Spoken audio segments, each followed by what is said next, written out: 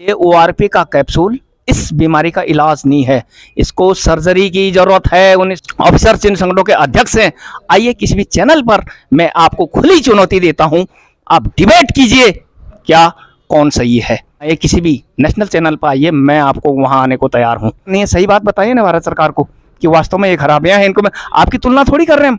आप अपना पेमेंट रखिए, आप ऊपर ही रहेंगे, नीचे नहीं आएंगे। लेकिन हमें आपने जहां रहना था वहां से नीचे क्यों फेंका? सवाल इस बात का है कि हमें हमारा अधिकार कब मिलेगा। प्रवक्ता हैं गौरव सेनानी एसोसिएशन के। नमस्कार, मैं एक्स एसएम खुशहाल सिंह गौरव सेनानी एसोसिएशन की तरफ से आप और आपके यूट्यूब चैनल का बहुत बहुत धन्यवाद, आभार प्रकट करता हूं। और ये विसंगतियां की जहां तक बात है, 1973 के दौर से चौथे पे कमीशन से लेकर आज तक का मैंने विस्तार से बताया कि किस प्रकार हमारे हकों को मारा गया।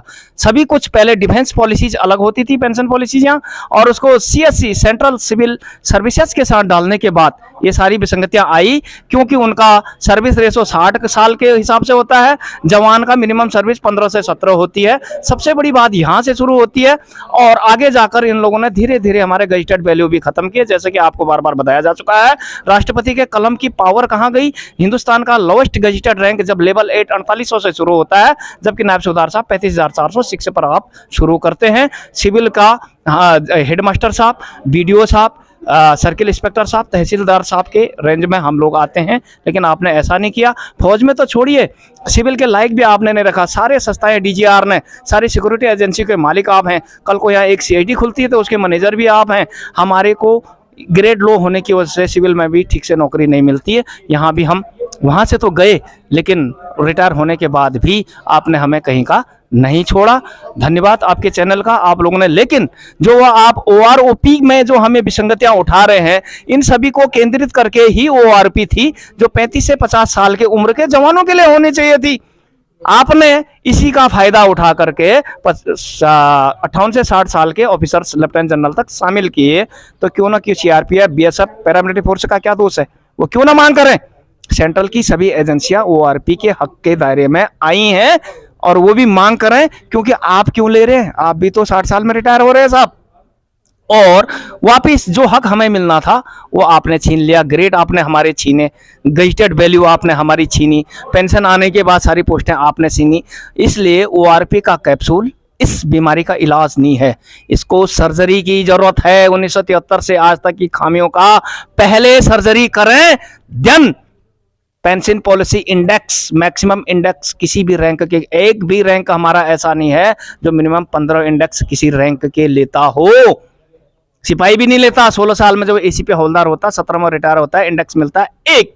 वहीं लेफ्टिनेंट कर्नल साहब 13 साल में लेफ्टिनेंट कर्नल बन के पेमेंट 4 में भी जाते हैं, और 55 साल में 13 + 4 ट्रेनिंग के, और 18 साल उम्र घटाओ, इन सबको 55 से घटाओ, निकलता है 20। बीसी अफसर का मिनिमम इंडेक्स है। तो इसलिए उनका वेतन आयोग बीमार नहीं है, बीमार हमारा आयोग है। सर्जरी उसकी होनी चाहिए, और इसीलिए 25 साल में आप लेफ्टिनेंट टीएस कर्नल भी बनोगे, और आपका कोई भी कर्नल साहब 2014 वाले कर्नल साहब से ऊपर ही है। लेकिन मैं आपसे पूछना चाहता हूं, 2014 का रिटायर सूबेदार साहब मेरे से ऊपर कैसे है? क्योंकि यही तो विसंगति है। कौन कहां से हटवा, किसकी कहां बननी चाहिए थी? कोई पेंशन इंडेक्स फिक्सेशन पॉलिसी आपकी नहीं है। अगर ऐसा नहीं है तो आप ओआरपी किस चीज की दे रहे हैं? मुझे उसकी परिभाषा चाहिए।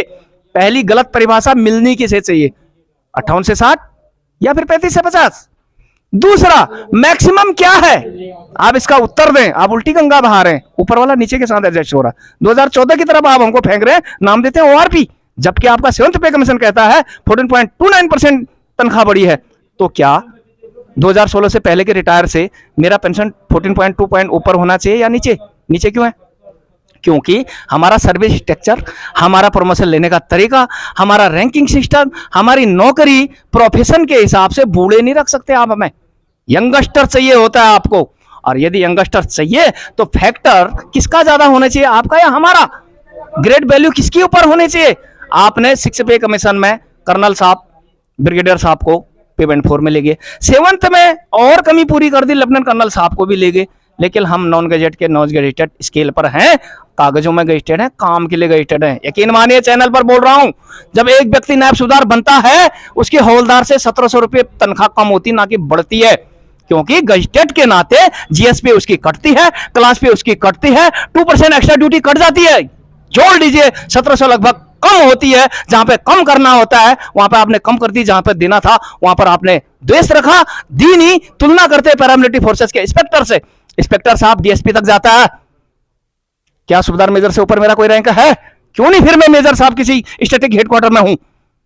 आपने वहां पर भी धोखा दिया हमारे को, जहां पर उनके आईपीएस शुरू होते ना साहब, वहां तक उनका रैंक है, लंबी नौकरी है, ये भी बताते हैं भारत सरकार को, गुमराह करते हैं आप देश को। आज भी क्यों नहीं भारत सरकार सुनती है? एक प्रश्न आया था, आप तो ये बता रहे हैं कि इनकी मांगे ही नाजायज हैं, ये एंटी अफसर से हैं, ये एंटी सिस्टम से हैं। ऐसा नहीं है, सही बात बताइए ना भारत सरकार को कि वास्तव में ये खराबियां हैं इनको। में आपकी तुलना थोड़ी कर रहे हैं हम, आप अपना पेमेंट रखिए, आप ऊपर ही रहेंगे, नीचे नहीं आएंगे। लेकिन हमें आपने जहां रहना था वहां से नीचे क्यों फेंका?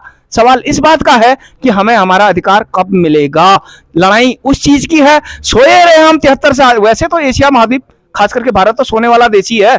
47 में आजादी से पहले देखिए मुगलों ने आप पर आक्रमण किया, आपका देश गुलाम इसलिए हुआ क्योंकि आप में एकता नहीं थी, आप सोए थे, जगा के गए, फिर अंग्रेज आपको जगा के गए। होता क्या है, आजादी के 47 के बाद आप फिर सो गए, जब तक जिब्राल्टर का युद्ध 48 में हो नहीं गया आपके पास। फिर आपने लंबी चैन की सांस ली 62 तक, जब तक चाइना ने आपको जगाया नहीं। फिर सोए आप 65 में, पाकिस्तान ने आपको जगाया। फिर 71 में थोड़ा आप जागे थे ना, उसी का परिणाम तो है ये जो आपने 70 का हमको 50 लाए। ये इनाम था साहब, थैंक यू भारत सरकार को, ये था आपका इनाम हमारे को। और वहां से इनाम का जो सिलसिला चला चौथे से आज तक, क्या गाथा गाएं आपकी कि आपने हमें उतना दिया कि हमें सड़कों पर आना पड़ा। सैनिक होता है रिटायर के बाद भी, ये धरना देना, जलूस निकालना, ये हमारा ओहदा नहीं था, हमारा काम नहीं था। आपने हमें रोड पर लाने को मजबूर किया है। हमारे बच्चे, हमारी पीढ़ियां क्या करेंगे? आपने सर्विस हालत इस प्रकार की कर दी कि जवान नौकरी ही नहीं कर सकता, ना पे अच्छी है, ना इन्वायरमेंट अच्छा है, ना माहौल अच्छा है, पूरा लेडीज इंटरफियर है वहां पर। आपकी नहीं, आपके लेडीजों की वहां पर ज्यादा चलती है सेना में, जो वो बोलेंगे वो करते हैं। सलामी शस्त्र आपको नहीं, उनको करना पड़ता है, आपको ये भी पता होगा। क्या हालत कर दी आपने हमारी, नौकर बनने जा रखे हैं क्या हमारे बच्चे आपके? आने वाली पीढ़ियों को क्या जवाब देंगे हम? ये गुलामी, ये अंग्रेजियत का, ये ब्रिटिश का चश्मा उतार के देख लिया होता ना साहब, तो हमारी ये हालत नहीं होती, ना ही हमें सड़कों पर आना होता। और आज भी आप भारत सरकार को गुमराह करने में लगे। सही बात, मैं आपके चैनल के माध्यम से एनी जर्नल और देहरादून एसोसिएशन के जो भी ऑफिसर, चिन्ह संगठनों के अध्यक्ष हैं, आइए किसी भी चैनल पर मैं आपको खुली चुनौती देता हूं, आप डिबेट कीजिए क्या कौन सही है। मैं आह्वान करता हूं पूरे देश को कि आप डिबेट में आइए, किसी भी नेशनल चैनल पर आइए, मैं आपको वहां आने को तैयार हूं। इसलिए ज्यादा न कहते हुए, जो हमारे साथ अन्याय हुआ इसको मैं जनता के साथ जाने ग्राउंड लेवल पर, ऐसा नहीं कि हम 12 तारीख को गए और 20 को गए सो गए। इस प्रकार गांव-गांव में जाके, क्षेत्रों में जाकर हम जनता को इकट्ठा कर रहे हैं। लड़ाई बहुत लंबी है, गढ़वाल के दूर दराज क्षेत्रों में भी हम जाएंगे। और साथ ही आपके चैनल के माध्यम से भी बता देता हूं, मैं भी इस गौरव सेनानी एसोसिएशन की तरफ से हिल अवेयरनेस एंड कल्चर का मेरा खुद का चैनल है, जिस पर 12 से भी ऊपर वीडियो जवानों का ORP 1-2 से लेकर बीमार वेतन आयोग से लेकर और सभी प्रकार की बीमारियों का उसमें ग्रेट MSP MACP से लेकर के सभी प्रकार की विसंगतियों का जिक्र है। कृपया मेरी आवाज को जन जन तक पहुंचाइए ताकि हर व्यक्ति जाग सके, घरों से बाहर आए।